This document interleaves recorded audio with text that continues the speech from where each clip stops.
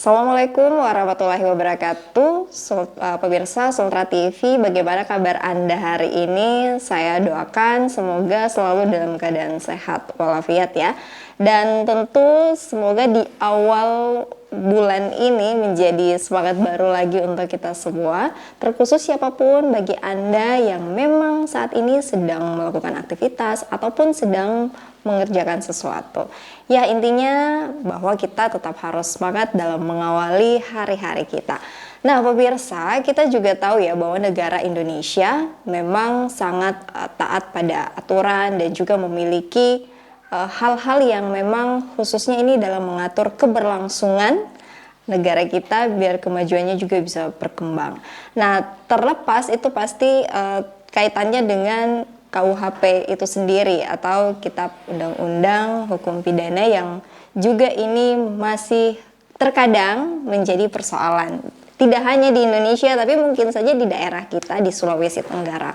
Lantas kita juga tahu bahwa KUHP itu sendiri kan sejak tahun 1800. Nah, kalau dihitung-hitung berarti sekarang sudah sekitar 223 tahun KUHP itu ada. Makanya kenapa penting KUHP ini harus ada pembaruan, karena mengingat bahwa sekarang perkembangan zaman yang semakin maju, budaya luar yang juga menjadi cerminan bagi masyarakat kita, lantas juga kenapa penting, yakni karena berorientasi pada hukum pidana modern. Nah, hal-hal inilah yang akhirnya kami merasa perlu untuk membahas hal tersebut.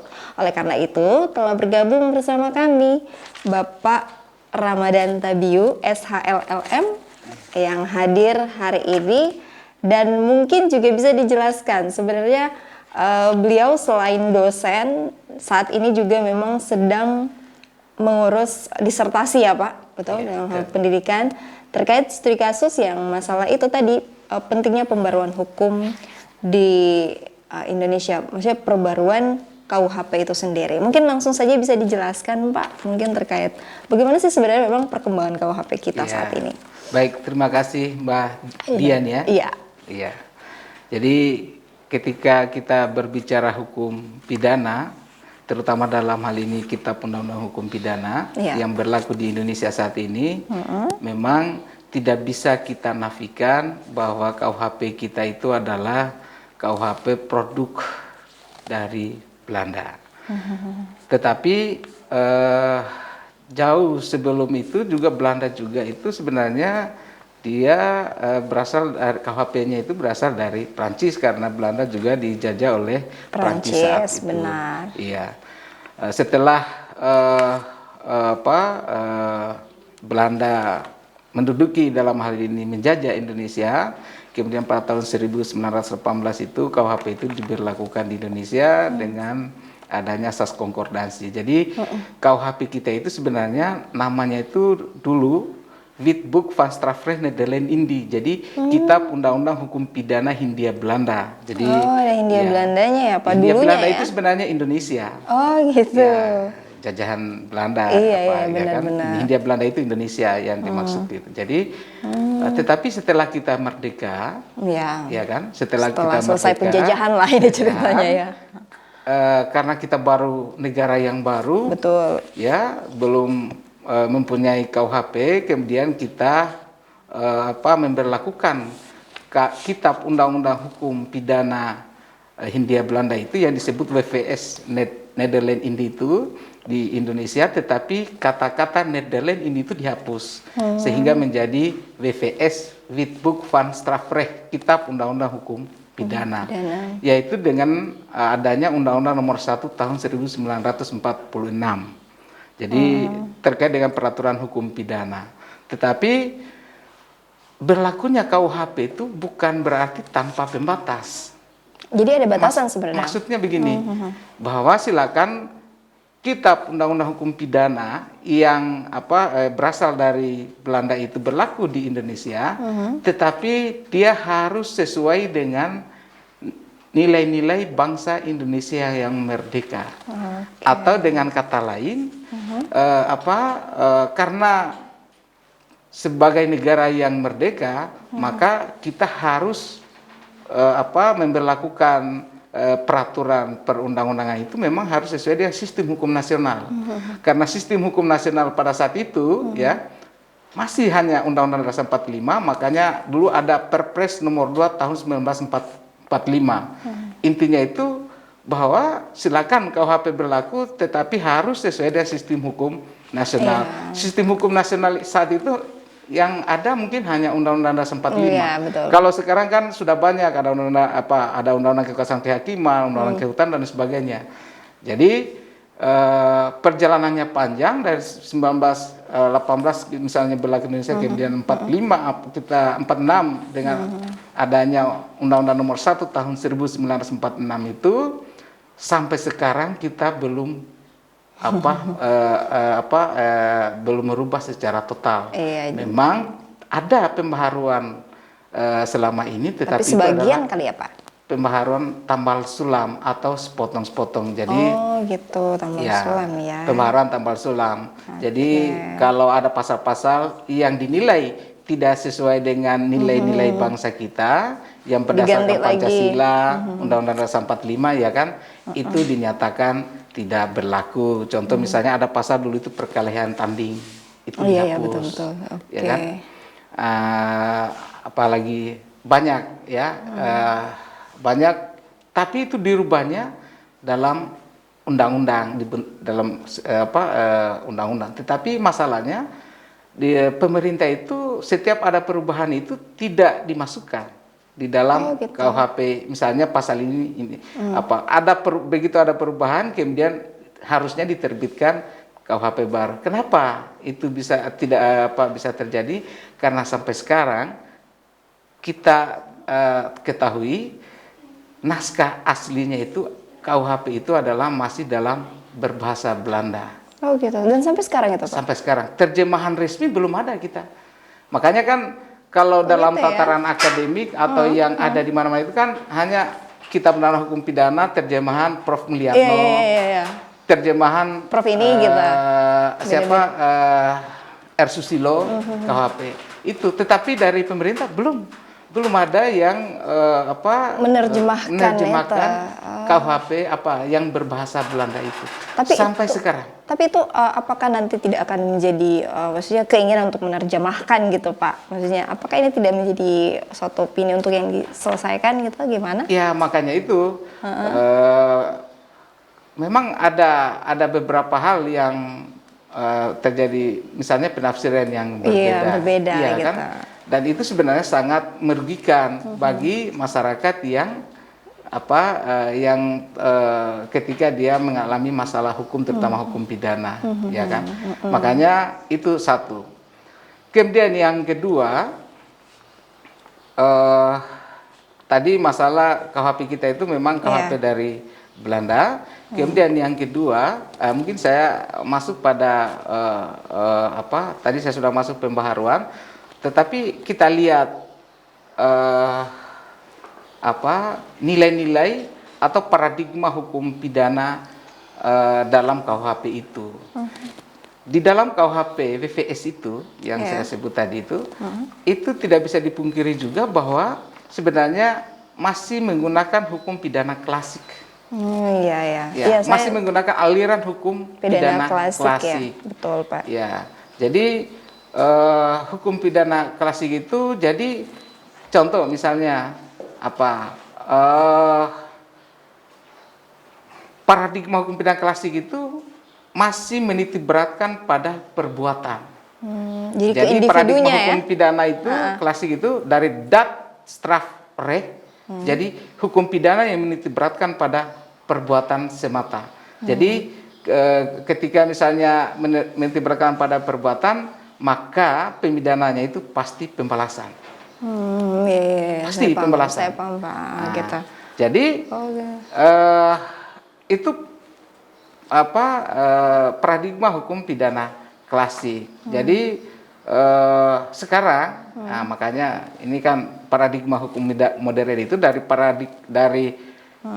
menitik beratkan dat straf re, kemudian menuju pada dat dader straf re. Jadi hukum pidana itu tidak hanya juga menitik beratkan pada perbuatan, tetapi juga melihat pada sisi pelaku. Iya, jadi Pelaku tindak pidana. Bahkan kalau yang dalam korban juga itu sudah diperhatikan. Makanya dari dader, victim, strafrecht. Jadi Itu, semua aspek ya Pak jadi di situ. dilihat dari perbuatan, sisi pelaku, termasuk Korbannya. korban tindak pidana juga. Dan makanya. mungkin ini juga Pak, makanya kenapa KUHP baru itu kan berorientasi pada hukum modern ya, yang mungkin disampaikan oleh Bapak Wakil Menteri, jadi terkait keadilan korektif, restoratif, dan rehabilitatif. Kalau itu gimana itu Kalau Pak? yang tadi itu, dat strafrecht itu kan terkait dengan pemidanaan. Oke. Pemidanaan, kalau yang menitiberatkan pada dat strafrecht, pasti dia orientasinya pembalasan. Benar. Iya kan? Iya.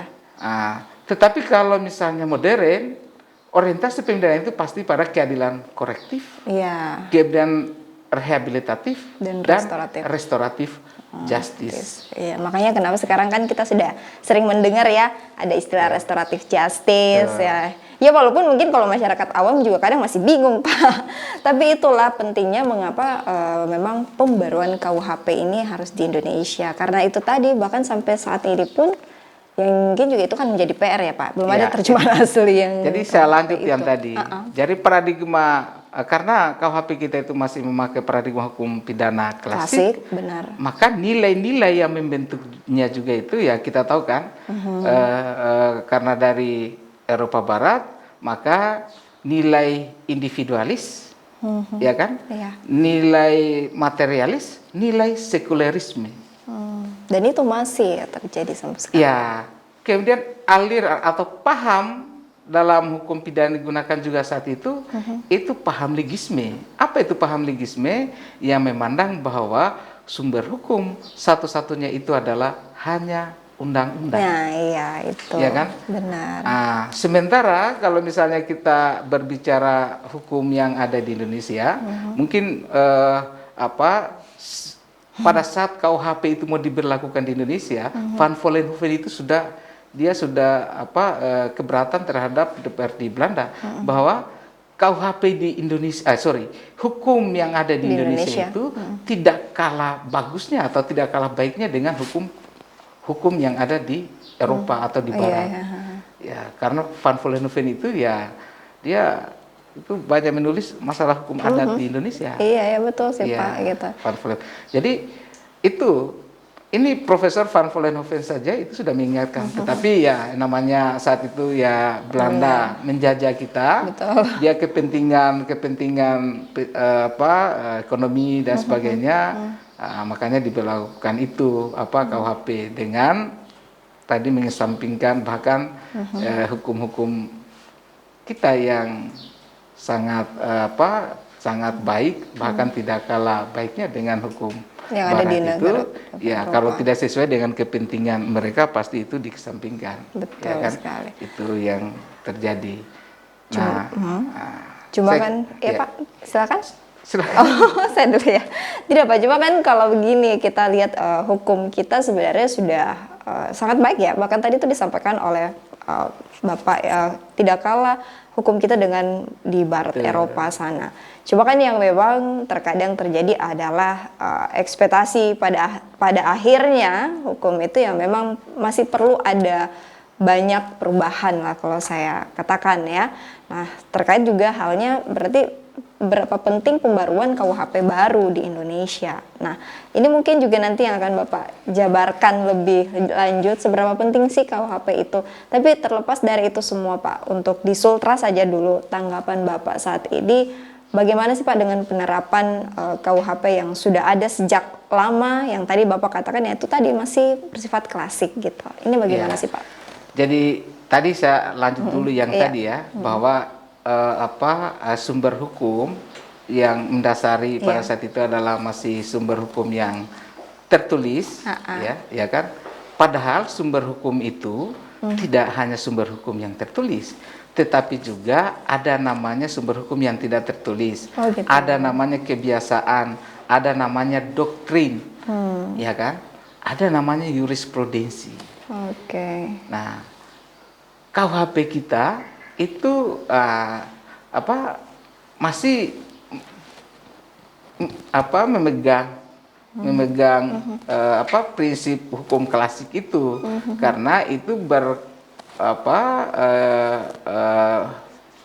berkaitan langsung terkait dengan penegakan hukum, ya kan? Makanya paradigma penegakan hukum juga, karena melihat bahwa sumber hukum satu-satunya hanya undang-undang.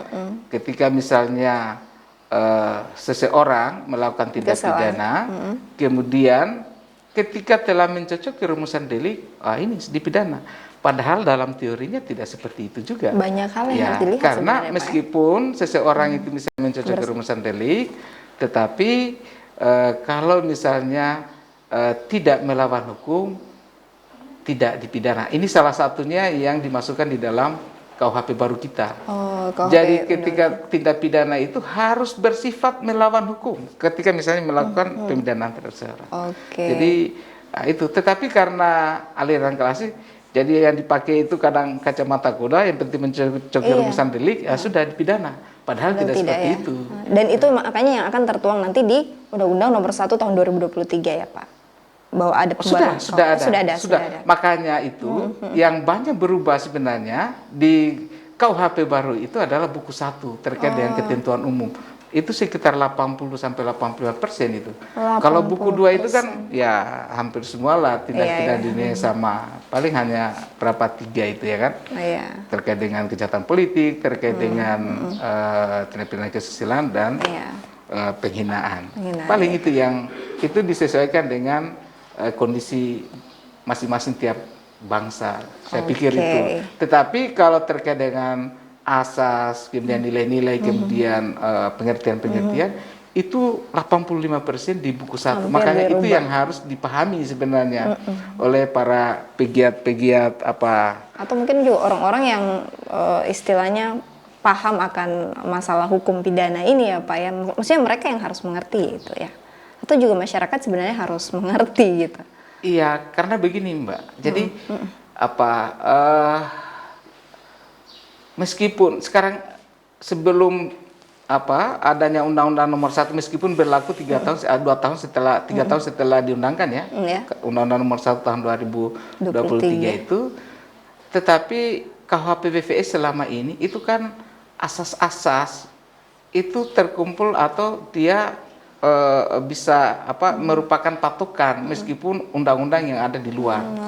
Yang apakah undang-undang itu undang-undang khusus, meskipun ada penyimpangan terhadap buku 1 ya, tetapi kalau misalnya kita lihat lebih lanjut, memang di KUHP kita itu harus kita rubah secara total. Gitu. Nah baik Pak, mungkin kita tahan dulu, kita akan kembali setelah yang satu ini. Tentu juga pemirsa mungkin setelah kita mendapat ternyata beginilah situasi atau kondisi mengapa memang KUHP itu harus penting ya untuk adanya perbaruan.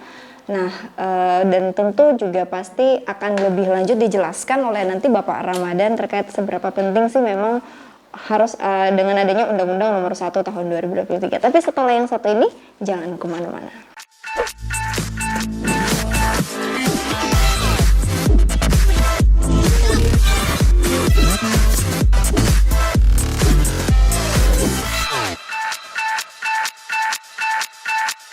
Terima kasih pemirsa, kita kembali lagi. Dan memang kalau mungkin masyarakat di rumah ataupun juga pemirsa yang mengetahui bahwa memang beberapa waktu lalu Bapak Wakil Menteri Hukum dan HAM yang hadir pada saat itu sosialisasi ya Pak Ramadan, sosialisasi tentang pentingnya pembaruan KUHP dan terkait juga sosialisasi KUHP sosialisasi KUHP baru perihal Undang-Undang Nomor 1 itu Nomor 1 tahun 2023. Nah, saya rasa berarti ketika Bapak Wakil Menteri telah mensosialisasikan hal tersebut, berarti itulah yang menunjukkan bahwa pentinglah bagi kita juga sebagai masyarakat Indonesia yang memahami dan juga mendukung serta, karena saya yakin Pak kalau berbicara tentang hukum di Indonesia sebenarnya sudah tertuang sangat jelas dan Memang tadi kalau dikatakan di awal sebenarnya tidak kalah bagusnya dengan hukum-hukum di budaya Eropa dan lain-lain. Tapi itulah yang terjadi sekarang adalah ya mungkin saja masyarakat masih memiliki statement yang berbeda gitu ya Pak. Dan pentingnya makanya kenapa melalui ini ya kita sama-sama saling sharing, sosialisasi. Nah selanjutnya seberapa penting sih sebenarnya memang KUHP baru di Indonesia ini Pak? Silakan. Ya, baik. Saya kira tadi dengan melihat perjalanan panjang KUHP kita ya, Iya. berlaku di Indonesia 1946 sampai sekarang kita masih memakai ya, memang andaikan kalau kita sebuah rumah itu sebenarnya yang sudah kuno ya. Sudah Jadi, lama lah ya sudah Pak. lama. Jadi memang yang menjadi permasalahan itu kan ketika kita harus menyusun KUHP yang sesuai dengan bangsa kita. Di samping sesuai dengan bangsa kita, kita juga harus menselaraskan dengan perkembangan internasional, ya kan? Termasuk juga kita harus menselaraskan dengan perkembangan global. Itu yang makanya KUHP baru Undang-Undang Nomor 1 Tahun 2003 tentang Kitab Undang-Undang Hukum Pidana yang nantinya akan diberlakukan 3 tahun setelah diundangkan itu kan ada bukan dibuat dalam sesingkat mungkin, tidak. Pembahasan atau rancangan KUHP itu mulai dibicarakan sejak tahun 1958. Tuh, sudah sangat lama. Itu sudah mulai dibicarakan. Tetapi dibentuk tim, dibentuk tim itu sejak 1963. Dan 1964 itu sebenarnya sudah ada tim untuk membicarakan khusus buku 1. Oke. Nah, itu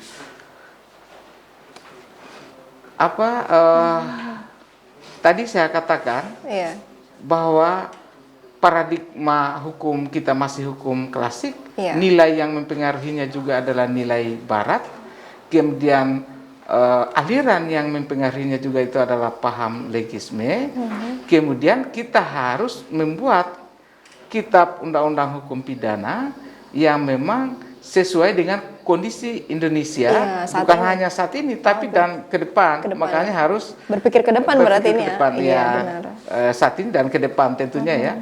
Dan itu harus memang disesuaikan dengan kondisi Indonesia. Kondisi Indonesia kenapa demikian? Karena kalau kita berbicara pembangunan hukum pidana atau pembangunan sistem hukum pidana, sebenarnya ide-ide dasarnya itu apa sebenarnya? Pasti ada ide Pancasila, ya kan?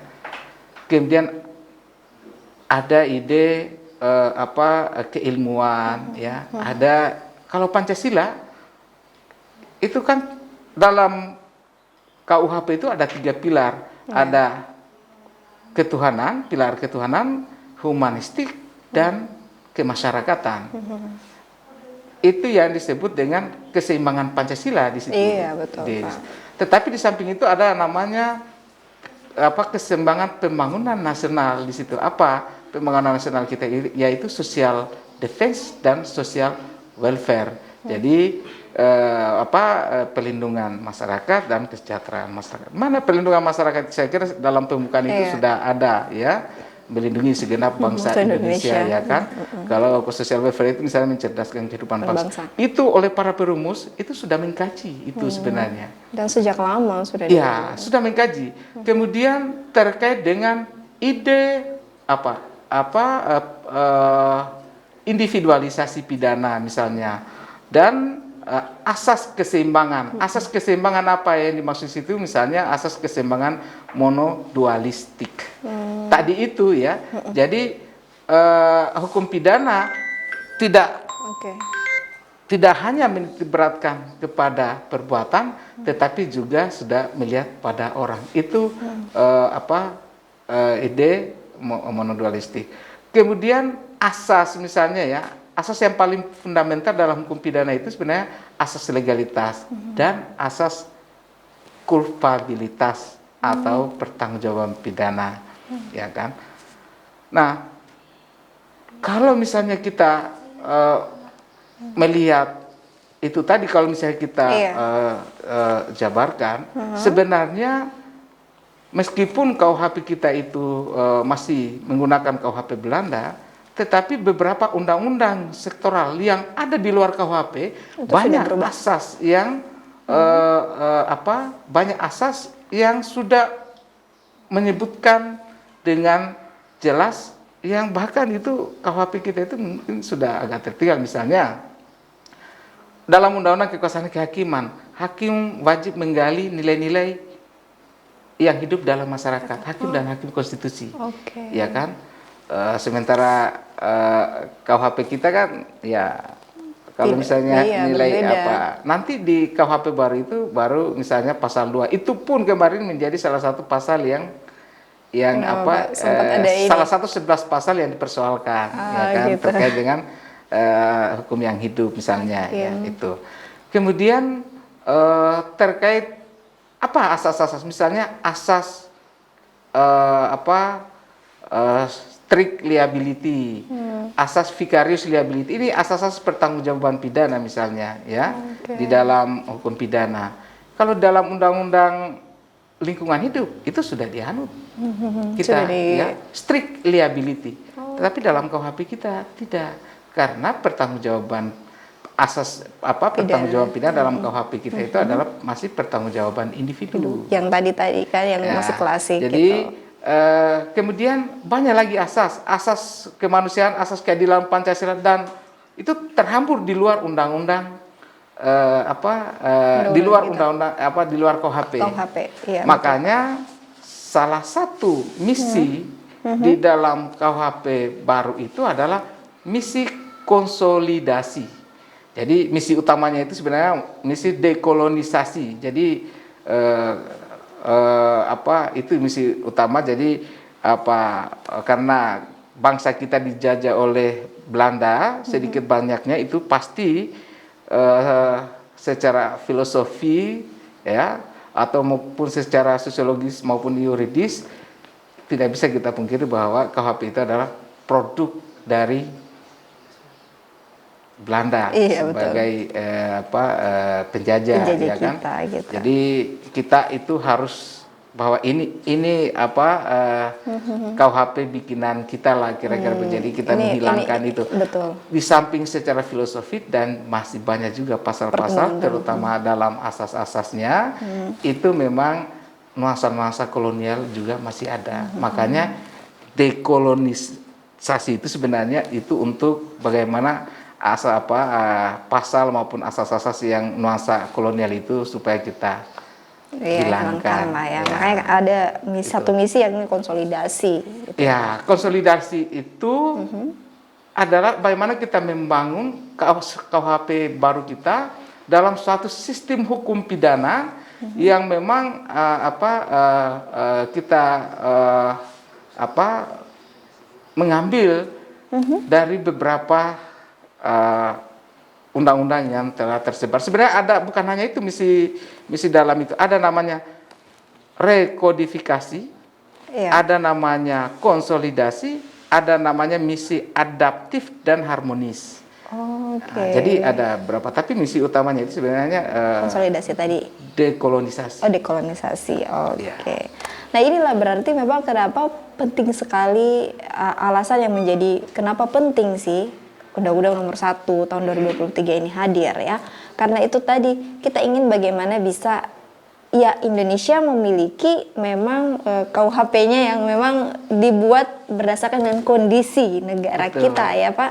Ya kita tahu sih memang sebelum Indonesia merdeka ini kan kita dijajah dan ya, tapi terlepas dari itu semua, kita bukan hanya memikirkan bagaimana yang lalu-lalu, tapi sekarang kita fokus untuk saat ini dan masa yang akan datang. Dan ini juga pasti akan memberikan dampak pada generasi-generasi penerus bangsa, mungkin saja anak cucu kita kelak kan Pak kita. Nah lantas dengan adanya nanti pembaruan, adanya KUHP baru di Indonesia ini, kelak selain memang terus mensosialisasikan kepada orang-orang yang mungkin saja nanti akan bermanfaat dengan adanya Undang-Undang Nomor 1 Tahun 2023 ini, lantas apakah juga ada pendekatan-pendekatan khusus Pak yang dilakukan? Lagi-lagi tujuannya adalah agar KUHP baru di Indonesia ini bisa dimaknai dengan baik dan juga ya digunakan dengan sebaik-baiknya gitu. Gimana Pak? Sebenarnya yang paling utama itu adalah aparatur penegak hukum. Oke. Jadi kenapa aparatur Ya, penegak benar hukum sih. itu sangat penting? Karena mereka adalah garda terdepan di dalam penegakan hukum pidana, ya kan? Kalau misalnya mereka tidak memahami, ya, Iya. pemikiran di buku 1 khususnya, ya, di buku 1 ya, di buku 1 KUHP mengenai ketentuan umum berbicara mengenai asas, ya, kemudian pengertian-pengertian dan batasan-batasan beberapa ketentuan di dalam KUHP itu, maka saya kira dalam hal penegakan hukumnya, kalau mereka benar-benar mengetahui betul terkait dengan contoh, saya kasih contoh misalnya ya, Iya. misalnya di bagaimana misalnya terjadi pertentangan antara kepastian hukum dan keadilan. Maka di situ disebutkan di buku 1 itu bahwa kalau terjadi pertentangan antara kepastian dan keadilan, maka yang didahulukan adalah keadilan. Saya sepakat Pak. Selama ini kita Iya, tidak. Belum kali ya Pak ya. KUHP kita itu adalah kepastian hukum yang kaku. Jadi begitu tadi saya katakan mencocoki rumusan delik, sudah. Ketika dia Berarti terlihat dipidana, hukum ya dipidana. Sudah. Tetapi dalam teorinya tidak seperti itu. Apakah benar bahwa si pelaku ini melawan perbuatan yang dilakukan oleh pelaku tindak pidana ini melawan hukum atau tidak? Itu kan sebenarnya hanya ada dalam tataran teori. Tidak ada disebutkan di dalam buku 1 KUHP. Sekarang itu sudah ada bahwa ketika suatu perbuatan itu dalam hal ini perbuatan pidana, itu dia harus melawan hukum baru bisa dipidana. Iya, ya. Contoh yang lainnya misalnya ya, contoh yang lainnya terkait dengan pertanggungjawaban pidana. Dulu tidak ada itu disebutkan. Terkait misalnya salah satu asas dalam pertanggungjawaban pidana itu adalah Hensstraf Zonder School, tiada pidana tanpa kesalahan. Sekarang itu sudah ada disebutkan di dalam buku 1 KUHP. Ya kan? Nah, ini memang di samping itu ya, ini terkait dengan hakim. Hakim itu ada namanya pedoman pemidanaan. Jadi hakim itu tidak serta-merta maksimal sekian, tetapi dia ada beberapa pedoman pemidanaan. Jadi pedoman pemidanaan itu ada 12 kalau tidak salah. Jadi hakim itu dia tinggal melihat, oh kalau misalnya pelaku ini dia melakukan perbuatan pasal sekian, oh ancamannya di bawah 5 tahun, tinggal lihat. Yang dilihat apa? Tadi itu ya. Misalnya, oh ternyata dia ini punya tanggungan 7 orang anak. Kalau saya penjara dia misalnya, bagaimana dengan keluarganya? 7 orang anak maka ini. itu bisa dari pidana penjara bisa diganti menjadi pidana kerja sosial. Oh gitu. Ya, ini ada terkait dengan elastis pemidanaan kita. Kalau dulu, oh tidak, yang penting kamu sepenjara, ya kan? Iya sih Pak. Itu salah satunya, misalnya kerja sosial, ya kan? Ada 12. Ada namanya pemaafan hakim, restelis pardon atau inisial pardon di dalam KUHP baru kita, ya kan? Di Belanda sudah lama itu pemaafan hakim. Dan di Indonesia ini belum Indonesia begitu. kita sudah ada. Oh ya. Makanya kasus Mbak Mina yang apa kemarin itu yang Yang- 3 buah apa itu buah Yang mencuri kan? mencuri Iya. apa itu kakao ya apa itu Iya semangka ya, itu. pada saat itu. Ya kan? Itu sudah mulai Itu kan diterapkan. ya apakah perbuatan itu melawan hukum enggak ya kan? Iya. Kita kan juga harus mengetahui Karena atas dasar paradigma apa. kita Ah, itu benar. mencocoki rumusan delik ya sudah selesai pidana ya, kan, Ya seperti semoga sih memang Pak dengan KUHP baru di Indonesia ini sebenarnya akan memberi warna baru ya untuk bagaimana hukum di Indonesia ini betul-betul bisa ya mengadili seseorang bukan hanya dari ketika dia terlihat itu tadi ada kepastian hukum, tapi ada keadilan juga di situ yang dikatakan tadi.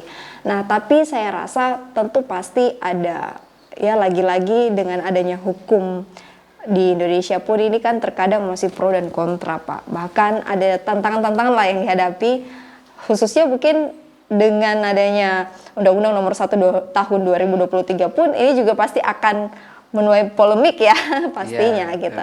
Nah, kira-kira bagaimana tanggapan Bapak? Tapi mungkin setelah yang satu ini Pak dijawab, kita akan kembali setelah yang satu ini.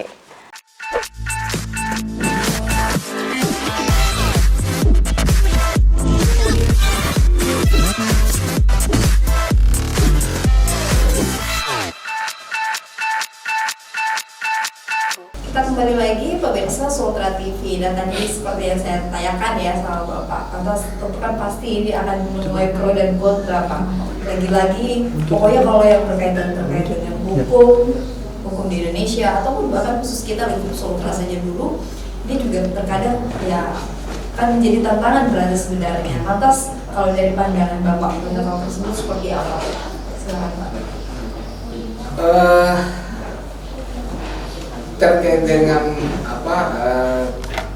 KUHP baru yang sekarang, saya kira yang paling utama itu adalah bagaimana misalnya aparat penegak hukum dalam menegakkan Undang-Undang Nomor 1 tahun 2023 itu bisa memahami dengan benar ya konsep-konsep dasar yang ada di dalam terutama buku 1 Iya. ya. Kemudian saya kira di kalangan tataran akademisi juga ya mahasiswa bisa mensosialisasikan itu misalnya ya. Kalau misalnya di Fakultas Hukum itu kan ada namanya penyuluhan hukum ya kan. Ini juga bisa mungkin dibantu ya. Ya, bisa Undang-Undang Nomor 1 tahun 2023. Iya. Kemudian saya kira kalangan pers juga penting. Betul.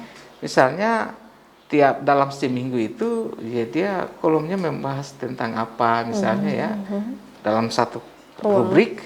Kemudian ada misalnya terkait berapa pasal apa semua, kemudian ada pembahasan oleh saya kira bisa didapat di mana saja itu terkait dengan pembahasan oleh para perumus. Betul. Misalnya kemarin Pak Wamen bicara di TV di mana, kemudian ada Prof. Hakristuti Hakrisnowo ya kan, kemudian ada dari DPR juga ya, itu bisa dibuka kembali file-filenya ataupun video-videonya itu, kemudian ya paling berapa rubriknya itu disampaikan di situ, atau mungkin di media online juga bisa ya kan. Ini untuk supaya bisa mengetahui bahwa ke depan KUHP kita itu tidak lagi seperti yang dulu-dulu. dulu-dulu. Jadi itu sangat penting masyarakat untuk mengetahui itu ya, karena ya saya kira ke depan ini yang berhadapan dengan hukum itu itu bisa sembarang orang. Betul Jadi sekali. tidak ada yang kebal hukum bahwa si A, si B, si C karena faktor X dan sebagainya sehingga dia tidak bisa disentuh hukum. Saya kira itu ke depan tidak seperti itu. Sekarang pun juga tidak seperti itu. Cuma betul. Kan ya adalah beberapa saya tidak mau sebut ada apa, tapi kan keluhan-keluhan masyarakat betul. kita ya ini kita tahu, mendengarkan dari keluhan masyarakat. Ya itu betul tadi bahwa bukan persoalan hukum, kadang juga persoalan dalam hal penegakan hukum. Makanya sering saya katakan bahwa jangan cari keadilan dalam undang-undang, tetapi ada pada penegakan hukumnya. inilah yang mungkin juga harus dibalik ya pola pikir masyarakat kita, karena kan selalu yang disalahkan hukumnya, yang disalahkan ini, padahal sebenarnya hukum sudah jelas tertuang gitu, itu tidak akan mungkin bisa berubah, kecuali dengan adanya ya rumusan kembali gitu kan Pak. Maksud saya tidak gampang loh merubah sebuah atau menyusun lagi KUHP. Jadi begini, misalnya tadi ketika terjadi pertentangan antara kepastian dan keadilan, bahwa itu ini hal baru, bukan hal baru. Sudah lama. Coba kita baca baik-baik Undang-Undang Dasar 45. Iya. Pasal pasal 28D kalau tidak salah. Betul. Ya. Apa maksud kepastian hukum yang adil? Gitu, ya kan? Maksud kepastian hukum yang adil itu sebenarnya bahwa dalam penegakan hukum kita itu tidak lagi berpikir bahwa ini kepastian tertulis atau kepastian formal semata, tidak. Bukan keadilan yang formal, tapi harusnya keadilan yang substantif di situ yang diminta. Kemudian kita lihat lagi bahwa apakah hukum itu hanya yang undang-undang dan sebagainya. Tidak ya. Tidak juga. Coba lihat pasal 1 ayat 3. Negara Indonesia adalah negara berdasarkan hukum.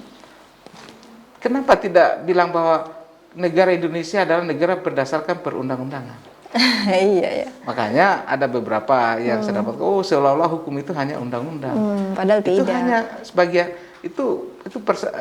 memang kalau ketika kita melihat kebanyakan hukum itu ya melihat, tetapi coba lihat makna hukum di dalam pasal 1 ayat 3. Hukum di situ termasuk baik hukum tertulis maupun hukum yang tidak tertulis. Ya. Makanya itu yang belum lagi kalau misalnya kita berbicara teori asasnya, ya kan? Itu akan meruntut lagi panjang lagi makanya, gitu. Ketika melihat hukum itu hanya undang-undang semata, itu salah sangat disayangkan. Ya, itu yang makanya itu pentingnya para penegak hukum itu yang benar-benar memang harus memahami benar terkait dengan KUHP, khususnya di buku 1. Benar buku 1 ya terkait ya. Iya, buku 1. Dan apalagi sekarang sudah ada KUHP baru, ya semoga juga ini nanti akan menambah pemahaman lagi ya untuk kita semua sih Pak, kalau saya boleh katakan, ya walaupun memang garda terdepan adalah para penegak hukum ya, tapi kita pun juga sebagai masyarakat Indonesia yang lahir dan berkembang di negara ini ya harus sama-sama lah saling mendukung, saling menjaga, karena hukum di Indonesia itu sudah sangat jelas bahwa bukan hanya perkara tentang yang di undang-undang ya, tapi ada yang namanya hukum tertulis dan yang tidak tertulis. Nah inilah yang kadang kita abaikan gitu. Tapi ya saya harap sih dengan adanya nanti pembaruan KUHP ini maka akan memberikan stimulan yang positif ya untuk kita semua, khususnya untuk para orang-orang yang istilahnya sedang dalam persoalan hukum gitu. Nah, Pak, selanjutnya kira-kira apa harapan yang juga mungkin ini ingin disampaikan kepada masyarakat kita khususnya di Sultra, karena Bapak walaupun juga fokus studinya memang di luar daerah Sultra, tapi biar bagaimanapun juga putra daerah Sultra gitu. Ya, tentu kan ingin memberikan juga impact yang positif kepada masyarakat. Gimana, Pak? Terkait yang mana ini? KUHP atau apa ini? Iya, KUHP dan KUHP baru Indonesia. Ya terlepas secara umum nanti hukum lah. Siap. Gimana ya Pak? Saya kira khususnya baik masyarakat maupun stakeholder ya pemerintahan maupun aparat penegak hukum juga bahwa perkembangan masyarakat, perkembangan dunia dan perkembangan teknologi yang berkembang begitu pesat, memang ini penegakan hukum itu atau dalam hal mengurangi sebuah kejahatan atau tindak pidana itu penegakan hukum itu sebenarnya itu hal faktor yang terakhir, tetapi faktor yang paling utama itu adalah bagaimana mencegah. Ya, makanya dalam hal kebijakan hukum pidana itu ya bagaimana mencegah supaya tidak terjadinya tindak pidana atau tidak terjadinya kejahatan. Itu faktor yang paling utama. Saya kira untuk pencegahan itu tidak mesti juga harus dari aparatur penegak hukum, Betul. tetapi juga saya pikir hal yang paling fundamental itu adalah ada pada tataran keluarga, ya kan, ada pada tataran tokoh-tokoh agama, tokoh masyarakat, Betul, Pak. ya kan, tokoh mungkin budayawan dan Iya. seniman apa semua, ya kan, itu penting. Ini mengambil peran ya, semua orang harus ini. Dalam hal mencegah Mencegah, ya betul. ya terjadi. Ini kenapa? Terkait dengan perkembangan teknologi yang begitu semakin cepat, berkembang. yang begitu bukan hanya berkembang tapi begitu cepat. Iya. Dan itu bisa menggila semua orang kalau misalnya kita tidak hati-hati dalam hal menyikapi itu ya. Makanya perkembangan teknologi juga itu kalau misalnya kita tidak hati-hati juga bisa menimbulkan beberapa kejahatan baru. Iya. Ya kan? Kemudian kita bisa berkolaborasi saya kira dalam unsur semua elemen masyarakat, para penegak hukum, kemudian tokoh masyarakat, tokoh agama untuk mencegah itu. Saya pikir ke depan tantangan ya kalau saya pikir-pikir ya, kalau kita sekarang ini mungkin masih ini, tapi Kita tidak tahu ya. anak cucu kita seperti apa ke depan. 5-10 tahun ke depan gitu sih, Iya. nggak bisa memprediksi Itu ya Pak karena ya. perkembangan tadi itu. Jadi saya kira ya kalau hanya penegakan dalam hal menindak tindak pidana itu ya itu persoalan, tapi yang paling utama itu bagaimana kita untuk mencegah Iya. terjadinya tindak pidana itu. Bukan hanya terkait dengan tindak pidana terhadap nyawa apa semua ya. Karena dalam hukum pidana itu yang dilindungi kan ada berbagai kepentingan itu ya. Individu, masyarakat dan negara. Individu itu yang dilindungi ada 3, nyawa, kemudian harta benda dan harkat dan martabat. Ya kan? Ya. Itu bukan hanya terkait ini saja, tetapi saya kira ke depan Sulawesi Tenggara itu akan lebih kompleks lagi dengan adanya kemajuan-kemajuan teknologi tadi ya. Bisa terjadi industrialisasi di mana-mana, ya kan? Betul. Bisa eksplorasi sumber daya alam di mana-mana. Bahkan sumber daya manusia juga takutnya nanti ya Pak.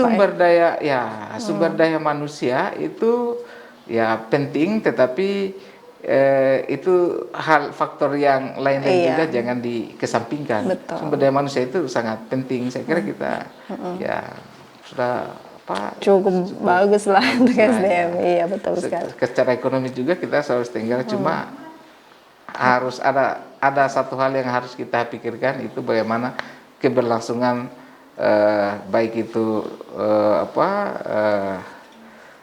bukan hanya keberlangsungan hidup manusianya, Betul. tetapi bagaimana lingkungannya juga ya kan, yang harus diperhatikan. kemudian makhluk di sekitar kita dan sebagainya, itu penting. Ini saya sudah bicara di luar hukum pidana, tetapi sebenarnya ini akan berkaitan sebenarnya Pak, ketika kita tidak karena tadi berbicara Sulawesi Tenggara ya. Betul sekali. Karena kita ini ya kaya sebenarnya. Betul sekali.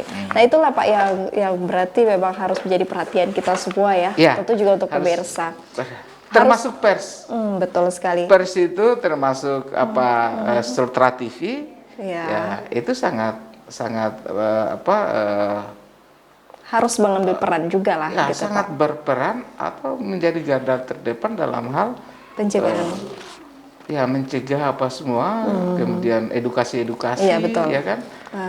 Apakah di bidang hukum, apakah di bidang sosial, masyarakatan, itu penting karena kejahatan itu bisa terjadi kapan saja, Pak. Terjadi kapan saja dan bentuknya bisa Kalau bentuknya mungkin yang dulu pencurian dan sebagainya, tetapi mungkin kedepannya mungkin bisa berubah lagi bentuknya ya kan. Jadi dan memang sudah banyak terjadi sih sebenarnya Pak, kayak kejahatan-kejahatan di sosial media bahkan itu kan sebagai salah satu cybercrime, ya kan? itu kan salah satu bentuk bahwa rupanya teknologi ini yang saking ritmenya cepat berubah, nah itu ada muncul suatu upaya yang bisa juga terjadi tindak kejahatan di situ gitu kan. Bisa. Nah itu kan berarti kita juga harus mulai paham ya, itu tadi Pak, penting memang sosialisasi, kolaborasi lah seluruh pihak untuk bisa mencegah kolaborasi. gitu. Dan saya pikir sekali lagi kalau saya berpikir itu kalau tantangan saya atau kita ini itu mungkin dalam waktu berapa kita ini mungkin sudah, tapi anak cucu kita itu saya akan sudah merasakan. berpikir oh ini kok sudah begini ya perkembangan ya, dan itu ya tambah aneh-aneh juga saya lihat sebenarnya. Ya itulah Pak, terlepas perkembangan teknologi ini, tapi sikap perilaku dan apa juga banyak aneh-aneh itu. Makanya itu adalah pentingnya kita di situ, edukasi itu bukan hanya dalam hal penegakan hukum terkait dengan mengurai kejahatan itu, tetapi pencegahan dia juga. Penting itu adalah pencegahan. Betul. Terutama ya saya kira di pendidikan lingkungan keluarga itu paling penting. Iya betul, saya sepakat Pak. Nah dan mungkin juga saya harapkan ya dengan pembahasan tadi kita ini akhirnya membuka statement untuk seluruh masyarakat Sulawesi Tenggara secara umum bahwa saatnya dengan adanya perubahan yang semakin signifikan, KUHP yang baru juga ini semoga menjadi sebuah pedoman kita. Dan tentu juga akhirnya ke depan kita sudah mulai mawas diri bahwa tindak kejahatan bisa terjadi kapan saja, dan memang makanya kenapa hukum hadir ya itu tadi untuk bagaimana kita sebagai siapapun nanti yang akan terjerat pada kasus hukum itu merasa bahwa tidak hanya lagi ini bersifat hukum yang klasik ya, yang sempat tadi dikatakan oleh Bapak. Nah baik Pak, karena tidak terasa perjumpaan kita harus berakhir, ini sudah habis waktu. Siap. Tapi memang Pak, kalau membahas masalah hukum kayaknya butuh waktu yang lama dan harus berseri-seri ya. Waktunya terlalu singkat gitu. Makanya Ya tidak apa-apa, harus ada edisi lain Pak, semoga ya. Saya mana tadi ini membahasnya ini. Oke. Ya tapi tidak apa-apa, semoga yang penting tadi ini bisa memberikan pencerahan lagi untuk kita semua ya. Dan terima kasih juga untuk pemirsa yang sudah menyaksikan program kami. Terima kasih juga Bapak Ramadan Tabi USH LLM sudah hadir. Semoga juga disertasinya segera selesai Pak ya, bisa insya Allah nanti kembali ke daerah. Ini ada banyak cerita lagi Pak yang bisa kita saling sharing. Oke, terima kasih. Akhir kata saya beserta kru yang bertugas pamit undur diri. Wassalamualaikum dan sampai jumpa. Waalaikumsalam warahmatullahi wabarakatuh.